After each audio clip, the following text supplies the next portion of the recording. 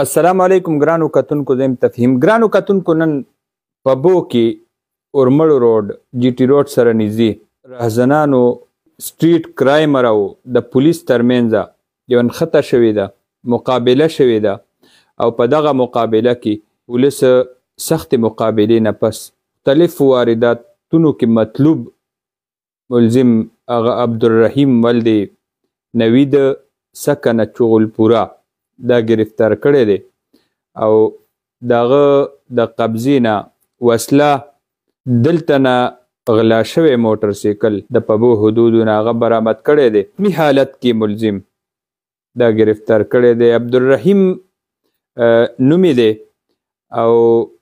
یو کس د هغه چې کوم ملګری هغه تښتېدلی دی. دارو چوکۍ سره دغلته پولیس په مین جی ټي روډ باندې ولاړو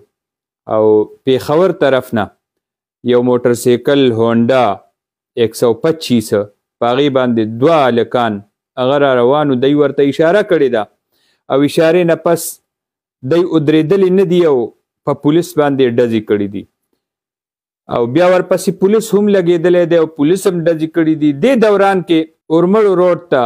دا مسله راغلې ده نو دلته کې مقابله شوي دي او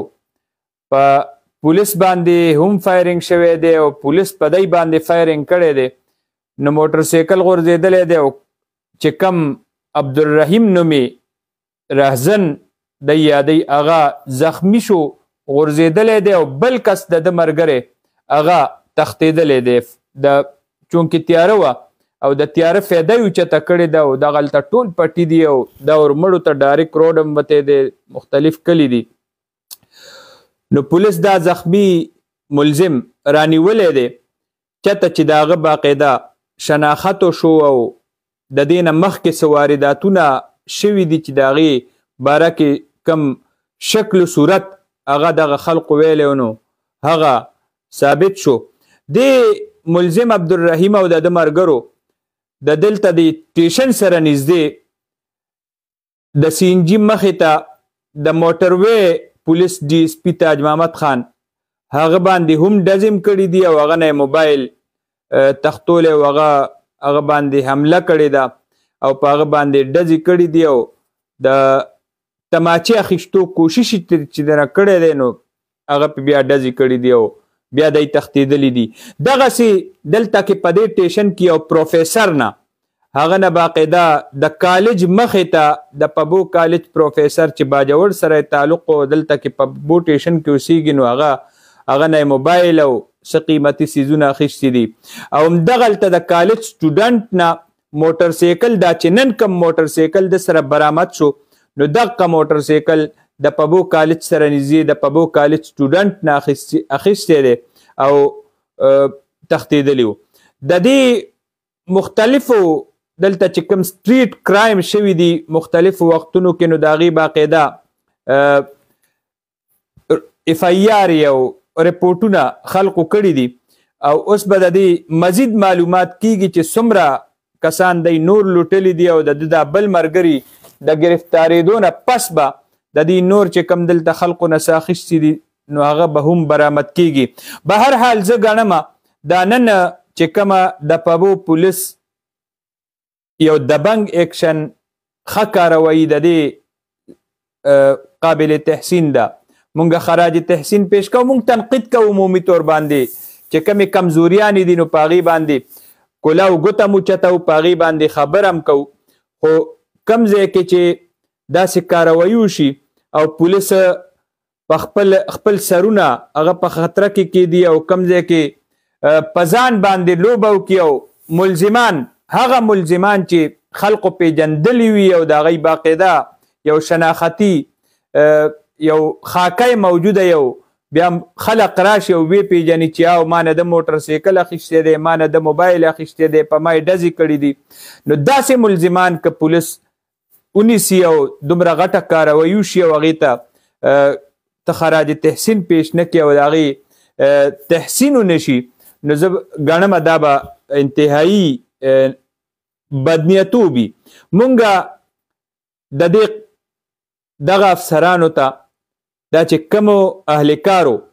په دې پولیس مقابله کې حصه اخیستې ده په کار دا دی چې دی له باقاعده سرټیفیکیټس ورکړی شي او د دوی حوصله افزایي وکړی شي. ټیک د جي د دوی ډیوټي ده ډیوټي م ده خو دې ټایم کې چې کوم صورتحال دی اوورال زما د صوبې او زما د دې علاقې نو په داسې حالاتو کې دا زه د باران یو قطره ګڼم او الله دې وکړي چې دقسې زمونږ د پولیس د نورو تاڼوم دا چاکو چوبن شي او دا سټریټ کرایم چې کومه ریشو ده د جرایم پیشه خلقو چې کوم رهزنیانې دي او ډکیتیانې نو په هغې باندې به قابو راوستی شي او دا نننی واقعه دا معمولی واقعه نه ده دې ته زه غیر معمولی واقعه ویم چې دومره یو منظم طریقې سره په دې ټول نو ښار کې د خلکو نه موټر سایکلې موبایلې سټوډنټانو نه موټر سایکلې اخیستل او واپس پیښور ته تلله او دومره منظم طریقې سره وارداتونو کولو والا ګروپ باندې د پولیس داسې لاس او داسې ډخره ورسره وال دا معمولی نه ده دا غیر معمولی قصه ده. نو دا یو خبره مو ما ټولو خلقو سره شیر کولو دلته که چانه څه په دې پبو کې داخلو کې داسې څه واقعات واردات شوي نو ملزم هم پولیس سره شته او د هغه بل ملګري دپاره هم چاپی والی کیږي او زر پولیس وایي چې مونږ به د هغه ګرفتارۍ کې کامیاب شو. به هر حال الله تعالی دې زمونږ د کم چې قانون نافذ کولو والا ادارې دي او زمونږ فورسز دي نو هغوی دې حافظ او ناصر شي او الله تعالی دې دا زمونږ ځوانان حفظ و امان کې وساتي او مونږ به دعا کوو چې زمونږ د معاشره او زمونږ د کم چم ګاونډ دی زمونږ د علاقه ده دا د امن ګهواره هغه جوړه شي. اجازت غواړم د الله په